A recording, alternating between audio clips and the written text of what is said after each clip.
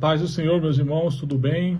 Estamos seguindo aqui com a nossa jornada bíblica de 21 dias. Hoje nós estamos no 15º vídeo, ainda na carta aos Filipenses, né? O pastor ontem ele falou sobre o capítulo 2 e hoje eu vou falar sobre o capítulo 3 de Filipenses, onde a gente vai centralizar no tema prosseguindo para o alvo. A carta trata alguns outros assuntos, a gente vai no decorrer a gente vai estar vendo, tá bom? O capítulo 3 da carta aos Filipenses marca uma mudança importante no tom da carta. Até aqui o apóstolo Paulo vinha enfatizando a alegria, a unidade e a humildade. Agora ele alerta a igreja contra falsos ensinos e apresenta Cristo como o verdadeiro centro da vida cristã. Então, Paulo quer mostrar que Cristo é o verdadeiro centro da vida cristã e faz uma denúncia contra os falsos mestres, né? Contra a falsa teologia, contra o falso ensino. Paulo começa dizendo: alegrar-vos no Senhor, é o versículo 1. Mesmo preso, ele reforça a verdadeira alegria que está em Cristo, não na circunstância. Depois ele faz uma forte alerta contra o judaizante, pessoas que ensinavam que a salvação dependia também da circuncisão e das obras da lei. Paulo usa uma expressão um pouco dura, ele fala assim lá: cuidado com os homens maus, cuidado com os cães. Então ele usa uma expressão dura para denunciar os falsos profetas, os falsos ensinos, os falsos mestres, porque eles estavam ensinando que para ser salvo você precisava da lei, da observância da lei e da circuncisão, né? Eu acho muito interessante que ele fala: cuidado com os cães, cuidado com esses que praticam o mal, cuidado com a falsa circuncisão. Então ele dá 3 alertas: cuidado com os cães, cuidado com os que praticam o mal e cuidado com a falsa circuncisão, porque nós estamos circuncidados em Cristo, não mais na carne. Então a nossa aliança é em Cristo, não está na circuncisão. Se nós retornarmos lá a lembrança, Deus ele faz uma aliança com Abraão na carne. Por isso que o judeu, homem, né, ele é circuncidado por causa dessa aliança. E a nossa aliança hoje está em Cristo Jesus. Não está no cumprimento da lei, não está no cumprimento dos rituais, não está em cumprimento da circuncisão propriamente dita. Então ele está falando: afaste desses maus ensinos, dessas pessoas que são más, né? E prosseguindo aqui, o próprio Paulo ele dá testemunho dele mesmo, porque ele vai falar lá que ele tinha motivos humanos para confiar em si mesmo, que ele vai falar que no 8º dia ele foi circuncidado, ele era israelita, hebreu de hebreu, fariseu, zeloso, irrepreensível segundo a lei. Então Paulo, antes de se converter, ele era um fariseu zeloso, ele meditava na lei, ele tentava cumprir pelo menos todas as leis, né? Porque a gente sabe que é impossível, mas ele era um fariseu exemplar, né? As pessoas olhavam para Paulo e tinha ele como um exemplo de fariseu, como um exemplo de judeu, como um exemplo de hebreu. Mas o que acontece? Ele se encontra com Jesus, ele tem esse encontro com Jesus lá no caminho de Damasco. A gente conhece a história. E Jesus pergunta para ele: por que você me persegue, Paulo? E aí ele passa a ser um perseguido do evangelho. Ele deixa de ser um perseguidor para ser um perseguido. Só que Paulo ele fala assim que todas essas coisas que ele achava que era lucro, que era um tesouro, todas essas coisas que eu falo, a meditação da lei, o fato de ele ser um fariseu, de ser um zeloso e perseguir o evangelho, ele tem todas essas coisas como perda por causa do evangelho de Cristo. E ele mesmo fala que ele deve sofrer o mesmo sofrimento de Cristo na sua carne, né? E a mudança de mentalidade ocorre porque agora ele prega o evangelho de Cristo. Ele entende e ele incentiva aos cristãos pregar sobre Jesus Cristo, porque Jesus é quem salva. Quando nós pregamos a Jesus, o evangelho de Cristo, que o evangelho é o próprio Cristo, é o próprio Jesus, então nós devemos falar de Jesus. Eu não vou ficar falando que você deve guardar o sábado, que você deve ser circuncidado, que você deve colocar escrever a lei na entrada da sua casa, que é a mezuzá. A gente não precisa guardar isso mais. É isso que Paulo está falando. E as pessoas pregavam isso. Alguns judeus pregavam isso, os judaizantes, né, pregavam isso. E ainda hoje, no tempo que a gente vive, a gente encontra muita religiosidade. As pessoas pregam a religiosidade ao invés de pregar a Jesus Cristo. E isso é ruim porque as pessoas não se convertem a Cristo porque muitas das vezes é apresentado um fardo muito pesado, um evangelho pesado que é impossível de se cumprir. Assim como a lei era impossível de cumprir, toda a lei era impossível. Se você errasse uma vírgula da lei, você já estava condenado, porque a lei é isso, a lei ela condena, mas a graça ela nos liberta da condenação. Em Jesus nós somos livres de toda e qualquer condenação. Paulo vai falar, ele faz uma comparação da corrida cristã, o alvo eterno. Paulo deixa claro que ainda que não havia alcançado a perfeição espiritual, ele usa uma linguagem de atleta. Eu prossigo, eu avanço, eu corro para alcançar o meu prêmio. Ele fala lá, né? Não que eu já tenha alcançado, mas uma coisa eu faço, eu prossigo para o alvo. O meu alvo é Cristo. Então o que ele está falando? Que independente das vitórias, independente dos fracassos, das derrotas, das circunstâncias da vida, nós temos que prosseguir para o nosso alvo. O nosso alvo é Cristo. Interessante é que Paulo foi um apóstolo no que se diz a pregação do evangelho muito vitorioso. Ele levou o evangelho a vários lugares, ele teve muitas conquistas na pregação do evangelho. Muitas pessoas se converteram a Cristo por causa da pregação de Paulo, porque Paulo pregou o evangelho. Mas isso não fez com que ele parasse. Ele prosseguia, ele avançava, ele ia de cidades em cidades. O desejo dele era ir para a Espanha, ele acaba não indo, por circunstâncias maiores, ele foi preso, acaba morrendo e acaba não indo para a Espanha pregar. Mas ele teve muitas vitórias, mas também teve muitas derrotas. Ele sofreu alguns naufrágios, ele sofreu um apedrejamento, foi dado como morto, mas essas coisas não fizeram com que ele parasse. Fora a própria interpretação, às vezes que ele tinha, às vezes ele errava, com certeza, como ele fala, eu prossigo, eu erro, eu não alcancei a perfeição, mas eu prossigo para o alvo.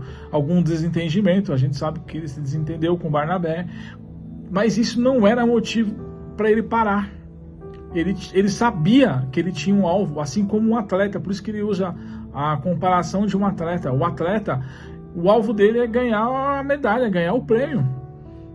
E às vezes o atleta ele passa muito mais tempo treinando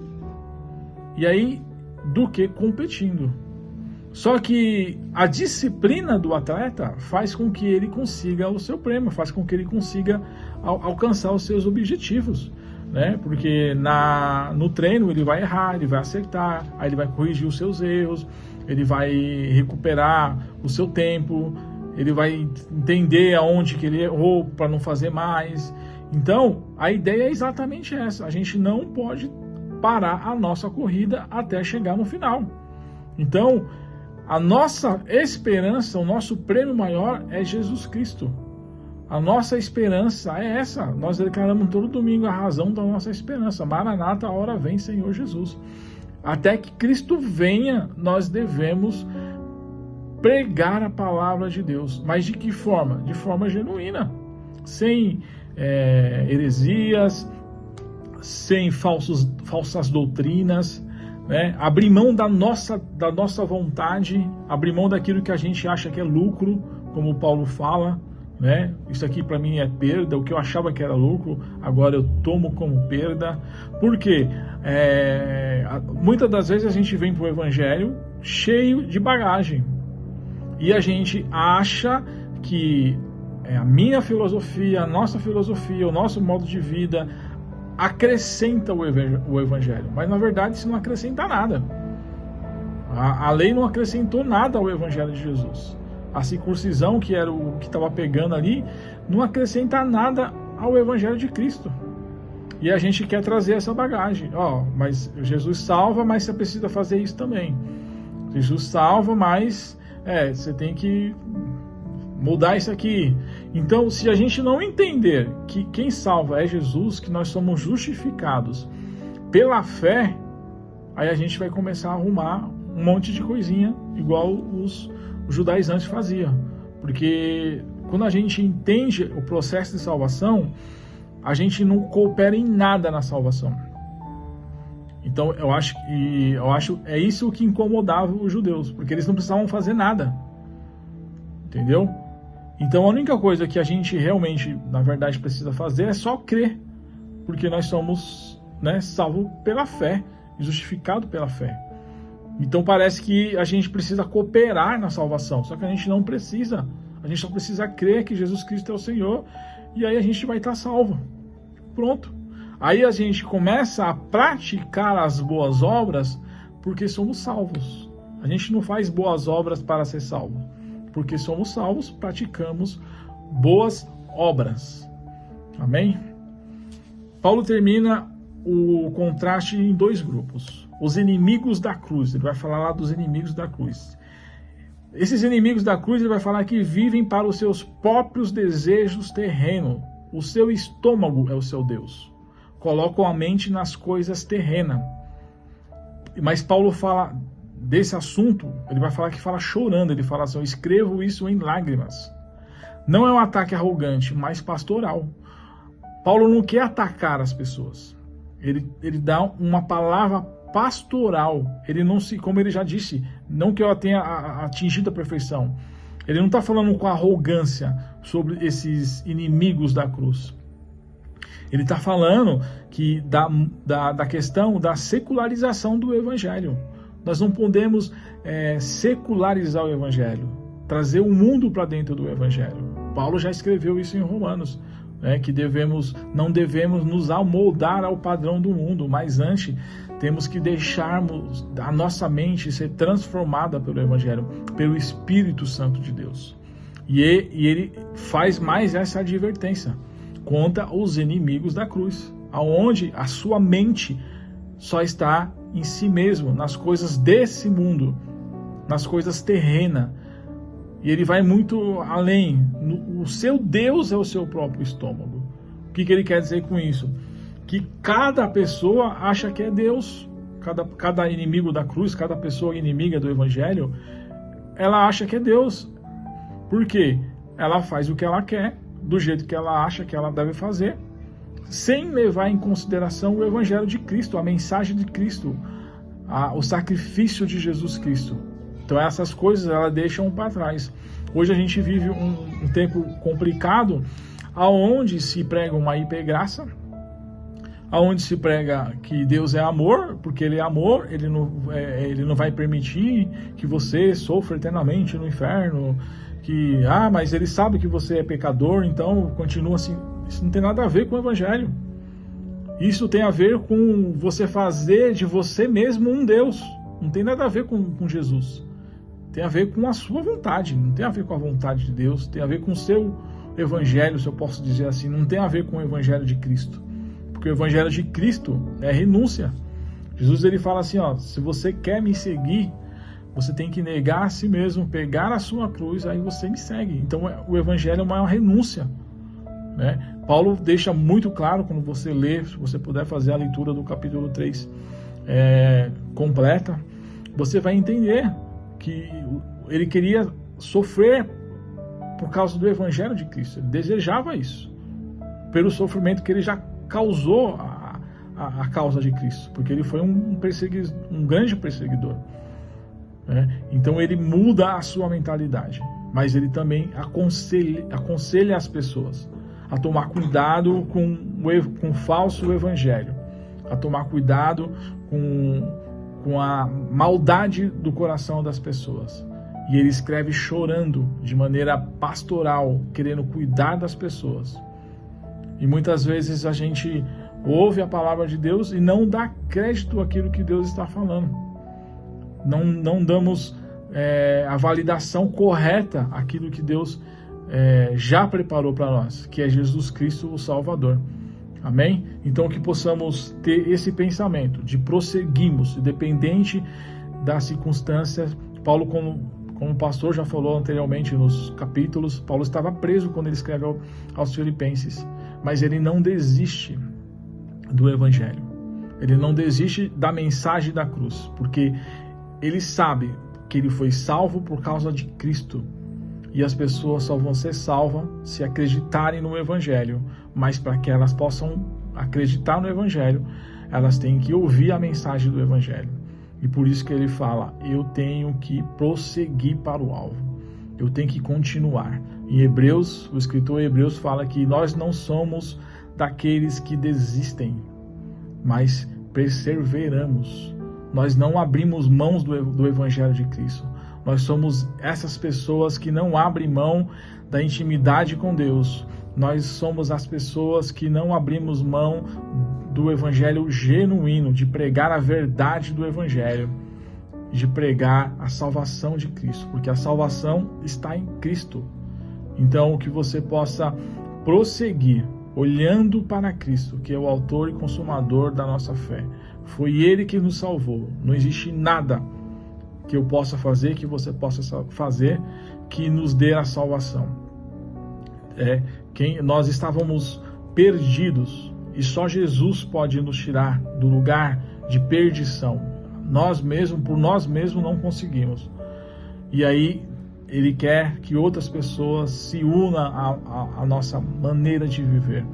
Por isso que Ele quer que você pregue o Evangelho. Ele quer que anunciemos a palavra da verdade, sem a religiosidade, sem o que você acha. Não é o que você acha, é o que Cristo acha. Não é o que você pensa, é o que Cristo pensa a respeito de nós. Não é como eu acho que deve ser feito, é como Cristo fez por nós.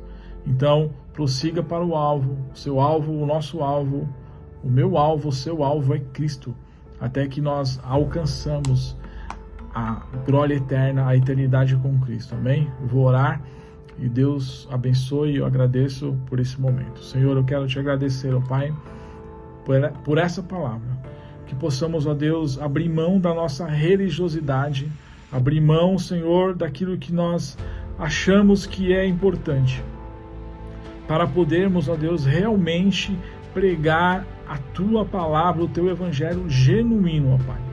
E que dessa forma, Deus, possamos prosseguir, mesmo em meio às dificuldades, às falhas, às vitórias, às conquistas, ó Pai, que nada possa nos parar, que nada venha trazer, Deus, desânimos em nossas vidas, mas que também nada, Senhor, venha ofuscar, Senhor, aquilo que o Senhor tem para nós, e que possamos ouvir a Tua palavra e prosseguirmos firme para Ti, em nome do Senhor Jesus. Amém. Deus abençoe.